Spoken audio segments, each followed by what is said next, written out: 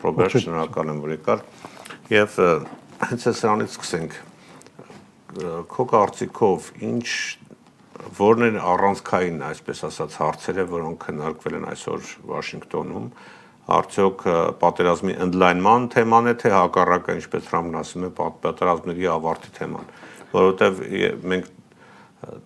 տեսնում ենք, որ թե Զելենսկին, թե Նեթանյահուն երկուսն էլ փորձում են ընդլայնել պատերազմը եւ Միացյալ Նահանգներին ներքաշել այդ պատերազմների մեջ։ Բնականաբար երկու հանդիպումների, այսպես ասած, առանցքում, հիմնական առանցքում եղել է պատերազմը, Ուկրաինա-ռուսական պատերազմը, մեկ այլ ձևով պատերազմը ավարտելու թեման է դրված եղել, բայց Իրան, Միացյալ Նահանգներ, այսինքն այդ հակամարտությունը հիմա վերջին մի քանի օրվա ընթացքում կրկին նորից այդպես հանդարտություն է տիրում, գուցե հիմա, այսպես ասած, հնարավորություն ստեղծել Իսրայելի կողմից դա բռնկեցնելու, կրկին սկսելու, այդ թեմայի անշուշտ խոսվել է եւ հիմնականում հարցը եղել է դա։ Հիմա թե դա ինչ է եղել արդյունքը, կարծում եմ մի քիչ համբերենք, տեսնենք հանդիպումների արդյունքը ինչ է եղել, բայց ընկալյալ որ սապես հանդիպումները շատ երկար էին տևում, 1 ժամից էլ կարճ են եղել հանդիպումները, նշանակում է կողմերը շատ շուտ կամ համաձայնության են եկել արագ, կամ ընդհանրապես այնքան հեռու է եղել դիրքորոշումները, որ համաձայնության չեն եկել։ Իհարկե ես երկրորդ մի քիչ անհավանական եմ տեսնում, կարծում եմ ինչ որ այդպես համաձայնության խնդիր կա կողմերի տեսակետների մեջ։ Նեթանյահու, Թրամփ, այսպես արտաքուստ հակասությունների մասն էին շատ խոսում վերջին շրջանում, բացի մոտ տպավորություններ, թե դա ինչ որ արհեստական բնություն է, այդպես է թե չէ, գիտեք, այսօր էլ իդեպ երբ որ Նեթանյահուն իջավ Վաշինգտոնի օդանավակայան, լրագրողները ֆիքսել էին այդ պահը, որ կարմիր գորգ չկար այնտեղ դրած, այսինքն դա հարգանքի բացակայության նշան է եւ այլն։ Իրականում այդպիսի խնդիր կա երկու ղեկավարների միջև։ Ես եմ մատնանշած մանրամասն չեմ տիրապետում, բայց ընդհանրապես վերջի շրջանում Թրամփի հայտարարությունները, որ անում է Նեթանյահուի հասցեին, հատկապես երեք է, եթե չեմ սխալվում, որ ինքը չի որոշողը, որ ես ինչ պետք է անեմ կամ չանեմ կամ ինչ ումին վաճառեմ, մի տեսակ ռետորաբանության մեջ այդ կոշտությունը նկատվում է, բայց հիմա դա որքան իրական է, որքան այդպես ասած ինչ որ նպատակներով է դա կատարվում, դրա մասին կարելի է խոսել։ Հիմա ինչպես հայտարարվեց հիմնական թեման, հատկապես Նեթանյահու եւ Թրամփ հանդիպմանը, երկու գլխավոր թեմաներ են եղել, բնականաբար առաջինը եղել է Իրանի հարցը, Նեթանյահուն շատ հստակ ասել, որ ես միջուկային գործնեության կապակցությամբ Իրանի նոր տեղեկություններով եմ գալիս Միացյալ Նահանգներ, դրանք պետք է փոխանցեմ Թրամփին, դրա կապակցությամբ էլ Թրամփը իհարկե արտահայտություններ էր կատարել, որ կարի չկա ինձ ասի, ինչու աշխարհին չասում, թող աշխարհին էլ ասի, ես ամեն ինչը միայն գալիս է ինձ ասում։ Հիմա ամեն դեպքում դա եղել է թեմաներից մեկը, իսկ եւ մյուս թեման արդեն F-35 ինքնաթիռների, ռազմական ինքնաթիռների վաճառքն էր Թուրքիայի Միացյալ Նահանգների կողմից, որին դեմ էր արտահայտվել Նեթանյահուն, եւ հայտարարվել է, որ այս հանդիպման ժամանակ նաեւ այդ թեմայի մասին խոսվելու է։ Կարծում եմ այդ երկու թեմաները հիմնականում կան։ Հիմա առաջի թեմայի կապակցությամբ եթե ուզենանք ասենք Իրան Միացյալ Նահանգներ պատերազմը, հիմա եթե հիշեք 40-օրյա պատերազմը, որ տեղի ունեցավ Իրան Միացյալ Նահանգներ, հիմնական առանցքում նաև Իսրայելն էր Միացյալ Նահանգների կողքի, ասենք հիմնական հարձակողներից մեկն էլ ինքն էր եւ բնականաբար մյուս կողմից էլ Իրանը գլխավոր հարձակումները հասցնում էր հենց Իսրայելին, հիմա կողմնակիորեն արաբական երկրներն են թիրախում էին, բայց հիմնականում թիրախը Իսրայելն էր։ 12-օրյա երկրորդ փուլը, որ տեղի ունեցավ պատերազմի, այս վերջի փուլում Իսրայելը չկար արդեն, դերակատարությունը պակսեց եւ բոլորը ասում էին, որ փորձագետները դա միտումնավոր է կատարվել, ցանկություն ունեցել է Իսրայելը մասնակցելու, բայց Թրամփի կողմից հիմնականում եղել է, որ իր չպիտի մասնակցի եւ տեսնենք այդ չմասնակցելով նաեւ հիմա Իսրայելը մի քիչ հեռու է մնացել պատերազմից։ Օրինակ այսօր Իսրայելի պատերազմի նախարար Իսրայել Քաթսը ասաց, որ մեր ռազմական բազաներից են ինքնաթիռները Բարսանում Իրանը հարվածում, Իրանը գիտի, բայց մեր վրա չի արձակվում, քանի որ չեն ցանկանում Իսրայելին ներքաշեն այդ պատերազմի մեջ։ Քանի որ հիմնականում մեղադրանքն էլ դա էր, որ Էմիրատներին հարվածում են առաջի պատերազմի ժամանակ Թրամփին հիմնականում մեղադրում էին, որ ինքը այդպես ասած Նեթանյահուի ազդեցության տակ այդ բոլոր պատերազմին գնացել եւ բնականաբար այդ պատճառով Թրամփը գտնվում էր թե կոնգրեսի, թե այսպես դեմոկրատականների, թե նաեւ որոշ հանրապետականների հատվածի ճնշման տակ, որ դու ինչու ես Նեթանյահուի խոսքերին հետևում, այս անգամ Նեթանյահուին հերրու պահելով մի տեսակ այդ ճնշումներից ինքը հերրու մնաց այս վերջի 12 օրվա սրացումների մեջ, միևնույն ժամանակ կարողացավ մասամբ ապահովել նաեւ արաբական երկրների կամ եվրոպական երկրների աջակցությունը, որտեղ եթե Իսրայելն էր գալիս մեջտեղ, նրանք մի քիչ վերապահորեն էին մոտենում այդ պատերազմին մասնակցելուն, բայց քանի որ հիմա Իսրայելը չկար, նրանք ավելի մասնակցություն ունեցան այս վերջի 12 օրվա այդ ռազմական գործողությունները, որ իրականացվեցին։ Հիմա մի տեսակ գուցե ցուցադրաբար այդպես են ուզում ձևացնել, որ Իսրայելը դերակատար չի, բայց ամեն դեպքում ցանկությունը կա Իսրայելի կողմից, որպեսզի համոզի Թրամփին, որ գնա վերջնական քայլին եւ այս խնդիրը հիմնականում փակվի։ Ես կարծում եմ այդ ինքնաթիռների վաճառքի հարցն էլ մի տեսակ հենց կարելի այս շրջագծում քննարկել։ Երեք իդեպ արդեն դուք հիշատակեցիք, բայց ավելի մանրամասը ասեմ, որ երեք լրագրողները հարցրել էին Թրամփին, որ արդյոք պատրաստվում է վաճառել այդ F-35 կործանիչները Թուրքիային, Նեթանյահուն դեմ է դրան, դուք պատրաստվում եք, մոտավորապես այսպիսի հարց էին տվել Նեթանյահու այցից առաջ, դա պատահական չէր, եւ Թրամփը շատ կոպիտ էր պատասխանել, ասելով որ Նեթանյահուն չի, թե ոչ ոք չի կարող ինձ ասել, թե ես ինչ վաճառեմ, ինչ չվաճառեմ եւ ինչ որ գովասանքի խոսքեր էր ուղղել Թուրքիային։ Պարզ է Էրդողանին, որ իմ ընկերն է եւ այլ, ինքը լավ դաշնակից է եղել մեզ համար, համենայնպես իրեն, բայց հիմա տեսեք, արդյոք իրական է դա, թե ասենք ինչ որ այլ նպատակներով շրջանառության մեջ դրեցին, որտեղ մենք շատ լավ գիտենք կոնգրեսում դա չի անցնելու, մենք շատ լավ գիտենք իսրայելական լոբիի հզորությունը այստեղ, ել չեմ ասում, որ իսրայելական լոբիի հետ նաև աշխատում են հայկական, հունական եւ այլ ուժեր, որոնք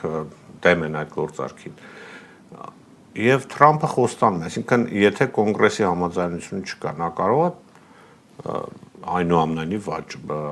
Թրամփի ադմինիստրացիան վաճառել այդպիսի զենք։ Եկեք խնդրին հենց այստեղից նայենք, հարցը բնականաբար դեր վերջնական որից է տես չունի, քաղաքական որոշման դերփուլում, այսինքն խոսում է քաղաքական որոշում կայացնելու մասին։ Որ այն գլխից գիտեին, որ չի Թրամփը լավ իմանալով որ դա չի։ Հարցը հիմնական ասելիքս է, որ եթե հարցը դեր գտնում է քաղաքական որոշման փուլում եւ դու սկսում ես նման մակարդակի դրա շուրջ ռոպագանդաներ քարոշուն տանել, հետաբար դրանից ինչ-որ նպատակներ ես հետապնդում։ Ես կարծում եմ այս հարցում թե Թրամփը, թե Նեթանյահուն, թե Թուրքիան երեք կողմերն էլ հավանաբար ունեն որոշակի իրենց նպատակները քաղաքական փուլում գտնվող այս այդպես ասած թեման այսպես բարձրաձայնելուց։ Բնականաբար Թրամփը ունի իր այդպես ասած նպատակները, դե գիտեք, վերջին Իրան-Միացյալ Նահանգներ պատերազմի ժամանակ հիմնական զսպողներից մեկը Էրդողանն էր, Թուրքիան էր, որը զսպեց որոշակի փուլում թույլ չտվեց ռազմական գործողություններ սխալվեն բայվել։ Հետո իհարկե Պակիստանը եկավ մեջտեղ դերակատարություն ստանձնեց, բայց հիմնական դերակատարներից մեկը Էրդողանն էր, որին հատկապես Թրամփն էլ մատնանշեց իր անունը տալով, որ Էրդողանի պահանջով ինքը հետաձգել է հարձակումները։ Ես կարծում եմ նոր պարծակումների համար է նախապատրաստվում Թրամփը եւ ուզում է վստահանալ, որ այս անգամ Թուրքիան այդ դերակատարությունը չի ունենալու եւ նման խոստումներ տալով այդպես ասած F-35 ինքնաթիռների վաճառքի խոստումներ տալով փորձում է մի տեսակ այդպես ասած Թուրքիային այդպես չեզոքացնի։ Նաև քրդական գործոնը կար, հիմա գիտեք Թուրքիա քուրդերի հետ հակասությունը որ գոյություն ունի, պատերազմը եթե սկսվի ամենայն դեպս Թրամփը օգտվելու է քրդական գործոնին Իրանի դեմ պատերազմում եւ այդտեղ Թուրքիան չի կարող անտարբեր մնալ, հավանաբար նաեւ այդ կապակցությամբ Թուրքիային չեզոքացնելու խնդիրը կա։ Մենք էլ ենք խաղում։ Խոսում եմ ասիդես, ես ինքնաթիռներ կտամ F-35, հիմա քուրդերի ակտիվության կապակցությամբ դու աշկերտ փակի ես հատվածում մին նետես, մենք ինչ ենք անում։ Այս դիտանկյունից կարելի է նայել։ Հիմա մյուս կողմից Իսրայելի հարցներ կա, մի տեսակ այդ F-35-երի թեմա շահագործումը կամ օգտագործումը Իսրայելի դեմ, որտեղ գիտեք Իսրայել-Լիբանան համաձայնությունը կայացավ գրավոր կերպով եւ դրա շրջագծում պայմանավորվածություն ձեռք բերվեց, որ Իսրայելը պետք է իր ռազմական ուժերը հեռացնի Լիբանանի հարավից։ Մյուս կողմից Իրան-Միացյալ Նահանգներ բանակցությունների գլխավոր թեմաներից մեկը ըստ իրանական կողմի հենց այդ ուժերի հեռացումն է Լիբանանի հարավից, եթե չեմ սխալվում, այդ գրավոր տեքստի մեջ էլ որ ստորագրեցին Թրամփը եւ պարոն Փեզեշկյանը, այդտեղ էլ նաեւ մատնանշված էր։ Բայց Իսրայելը այդ պայմանավորվածությունը չի կատարել, այսինքն այդ կետը չի կատարում եւ զորքերին դուրս չի բերել Լիբանանի հարավից եւ դա պատճառ է դարձել, որ մյուս կողմից Իրանն էլ իր պայմանավորվածությունները չկատարի, ինչը հարցականի տակ է տարել Իրան-Միացյալ Նահանգներ, այդպես ասած պայմանավորվածություն։ Մի տեսակ բարդ իրավիճակ է ստեղծել։ Հիմա կարծում եմ Թրամփը փորձում է նաեւ այդ գործոնը օգտագործելով Իսրայելի դեմ այդպես ասի, դե լավ, ուզում եմ ինքնաթիռ վաճառեմ, բայց ես ինքնաթիռ չեմ վաճառի Թուրքիային, դու էլ զորքեր տանի այդտեղից դուրս, որ ես կարողանամ ես մեկ կողմից Իրանի հետ, եթե կարող եմ առանց պատերազմի պայմանավորվածության հասնել, առանց պատերազմի պայմանավորվածության հասնեմ։ Մի տեսակ այդպես այդ թեման կարծում եմ տարբեր կողմերից շարժվում է, բայց ինչպես դուք ասեցիք, արդեն մեկ անգամ սենատում դա մերժվել է, դժվար թե կոնգրեսում դա դրա շուրջ համաձայնություն կայանա։ Միևնույն ժամանակ մի սկզբունք կա, որ օրենսդրության տեսք ունի, որ Միացյալ Նահանգները պետք է օգնի Իսրայելի որակական ռազմական գերազանցության պահպանմանը տարածաշրջանում։ Սա օրենք է Միացյալ Նահանգներում, սկզբունք է, եւ այդ սկզբունքը պիտի պահպանվի։ F-35-երի վաճառքը Թուրքիային այդ գերազանցությունը կամ այդ հավասարակշռությունը բնականաբար խախտելու է, այսինքն այդտեղ նաև իրավական եւ օրենսդրական խնդիր կա։ Միևնույն ժամանակ Թուրքիան ռուսական այս 400 հակաօդային պաշտպանության համակարգերը գնում էր կամ պատրաստ է գնելու, հիմա դրա հարցը կա Թրամփի նախապայմաններից այնա, որ դու այդ ռուսական հոպերից պետք է հրաժարվես, որ մենք F-35-ը քեզ վաճառենք։ Մի տեսակ այդպես այդ մի հատ քանի ինքնաթիռների վաճառքը տարբեր այդպես ասած նպատակներով Թրամփը փորձում է ըստ իր բնավորության, որ ունի որպես բիզնեսմեն, տարբեր կողմերի տարբեր գներով վաճառի, հիմա որ կողմը ավելի լավ գնով կկատարի։ Սաուդյան Արաբիային այդպիսի տեղեկություն տարածվեց, որ Միացյալ Նահանգները համաձայնվել է Սաուդյան Արաբիային թույլատրել ունենալ միջուկային զենք։ Դա եւս հարուցել է Իսրայելի դժգոհությունը, արդեն մենք տեսնում ենք ելույթներ ունենում, գրառումներ են կատարում, որ դա չի կարելի, որովհետեւ գիտենք Սաուդյան Արաբիան այդ Աբրահամյան ակորդին միացած երկրների շարքում չկա։ Իհարկե, հետո կարծես պայման դրեցի, որ դու պետք է նախ գաս միանաս դրան, որ հետո մենք թույլ տանք դրանք։ Այսինքն, ասում եմ, քաղաքական փուլում այդպիսի թեմաներ շոշափում են։ Քաղաքական առևտուր է գնում այդպես։ Դա նաև կարելի այդպես ասած նկատել, այդպես ասած Իրան Միացյալ Նահանգներ պատերազմի եւ հակամարտության այդ շրջագծում դիտել։ Հիմա Թրամփը փորձում է ամեն կերպ եղած պատերազմում կամ եթե ինչ-որ պատերազմ պետք է լայնածավալ գործողություններ սկսվի, ինքը միայնակ չի կարող դա առաջ տանել, ամեն դեպքում այդ երկրների աջակցությանը կարիք ունի, ով ինչ ցանկանում է իրեն տալ եւ որպեսզի կարողանա այդ հետագային այդ պատերազմի ժամանակ իրենց աջակցությունը ունենալ։ Հիմա Սաուդյան Արաբիայի մի կերպ, արաբական մյուս երկրների մի կերպ, Իսրայելին մի կերպ, Թուրքիան էլ մյուս կողմից եւ բոլորին պահել այդպես ասած։ Բայց հետաքրքիր մի այդպես իրավիճակ է ստեղծվել, ճիշտ է, մի քիչ շեղվում ենք մեր թեմայից, բայց տեսեք Պակիստանը, որը իդեպ չի ճանաչել Հայաստանի անկախությունը, չէ, մինչև հիմա կարծեմ թե ուրեմն Պակիստանը ամենաակտիվ միջնորդն է Թուրքիայի հետ միասին, ամենաակտիվ միջնորդն էր ամերիկա-իրանական այդ հակամարտության մեջ եւ իրենց նախաձեռնության շնորհիվ։ Բայց տեսեք հիմա Իրանը հարվածում է Սաուդյան Արաբիային, նաեւ հութիներին էին խառնել այնտեղ եւ Պակիստանն ու Սաուդյան Արաբիան ունեն պայմանագիր։ Պակիստանը միջուկային տերություն է։ Եթե հարձակվում են Սաուդյան Արաբիայի վրա, Պակիստանը պետք է խառնվի։ Հիմա այս իրավիճակը ինչ լուծում է ստանա, այսինքն ինչու է Իրանը հարվածում Սաուդյան Արաբիային, այսինքն ինչ է ուզում անել։ Իհարկե, այս փուլում հիմա Պակիստանը դատապարտեց այդ հարձակումները, որ եղել են Սաուդյան Արաբիայի վրա հուսիների կողմից։ Բոլորս գիտենք, թե իրենք հերքում են, կապը որ գոյություն ունի, բայց ակնհայտ է, որ հուսիները գործում են Իրանի ազդեցության տակ եւ նրանց կպես ասած նրանք հիմնական զենք եւ նյութապես ֆինանսավորողը իրանցիներն են։ Հիմա եթե հիշեք հետևած լինեք լուրերին, նախքան այդ հարձակումներից մի քանի օր առաջ մի հատ ինքնաթիռ էր Իրանից մեկնեց դեպի Եմեն, որ պետք է նստեր օդանավակայանում Սաուդյան Արաբիայի կողմից հովանավորվող Եմենի իշխանությունները ռմբակոծեցին օդանավակայանը, թույլ չտվեցին ինքնաթիռը նստի, հետո ինքնաթիռը գնաց Հոդեյդե, թե չեմ սխալվում, օդանավակայանում նստեց։ Այդ ինքնաթիռում ռազմական խորհրդատուներ էին, հետո բացահայտվեց Իրանի կողմից գնացել էին Եմեն եւ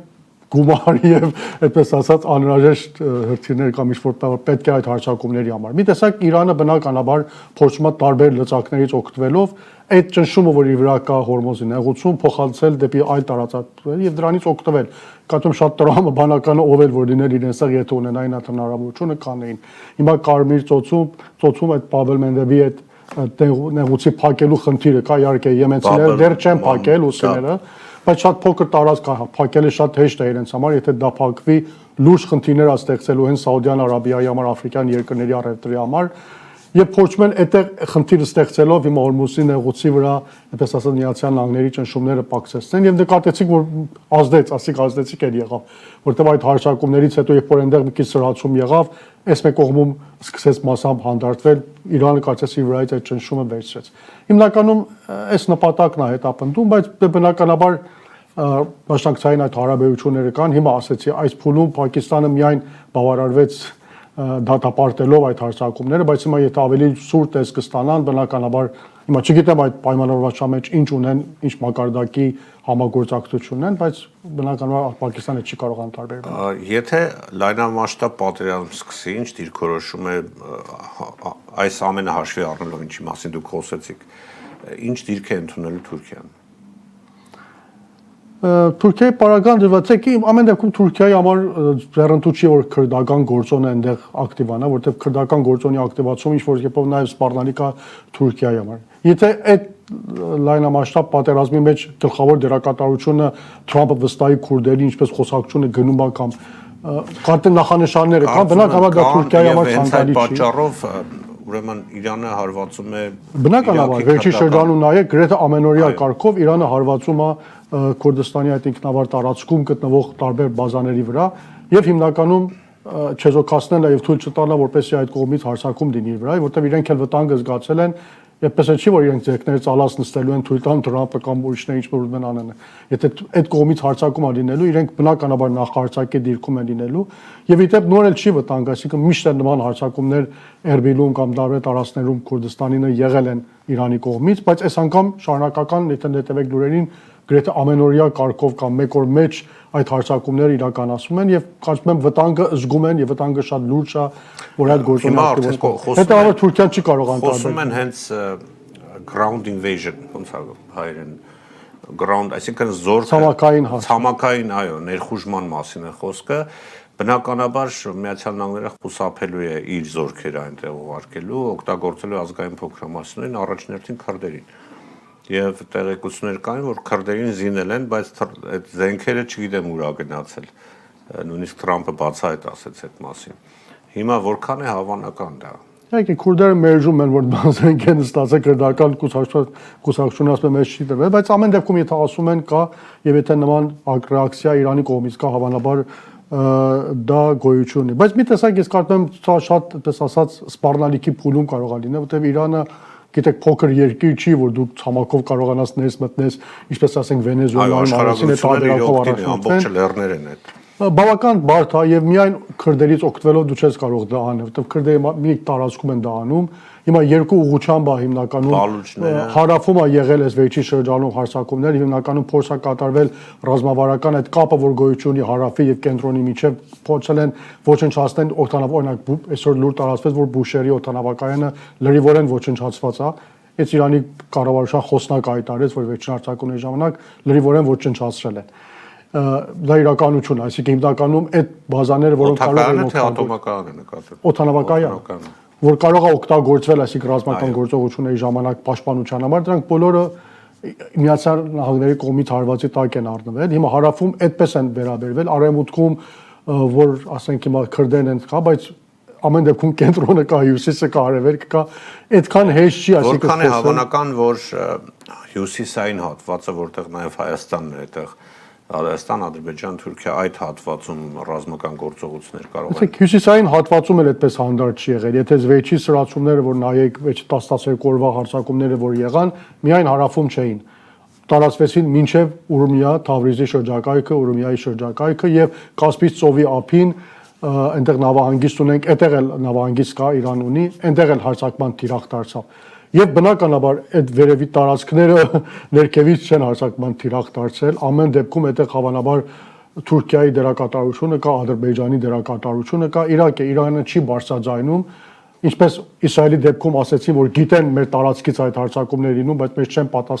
չեն ձենահան բարձրացնում, որտեղ պարտավոր են լինել որ պատասխանեն մեզ։ Եվ իրանք ձեռնտու։ Նույնը կարծեմ Ադրբեջանի դեպքում։ Այո, Ուկրաինան սկսեց խառնվել։ Ուկրաինայի գործոնը Ուկրաինան մտավ մեջտեղ եւ Կասպից ծովում նավի։ Դրանք պատահական չեն, այսինքն հիմա այդ նավ առաջին անգամ չէր որ գնում էր։ Կարծում ազդանշաններ է, որ նաեւ հնարավոր է մյուս կողմից ընդլայնում լինի պատերազմի եւ մի տեսակ տարբեր կողմերից կարող է Իրանի շուրջ այդպես ասած հնարավոր։ Շնորհակալ եմ, պարոն Մարգարյան, հետաքրքիր մեկնաբանությունների համար, մանրամասների համար, սիրելի այնակիցներ, իմ զրուցակիցը քաղաքագետ Ռոբերտ Մարգարյանն է, շնորհակալություն ուշադրության համար, կհանդիպենք։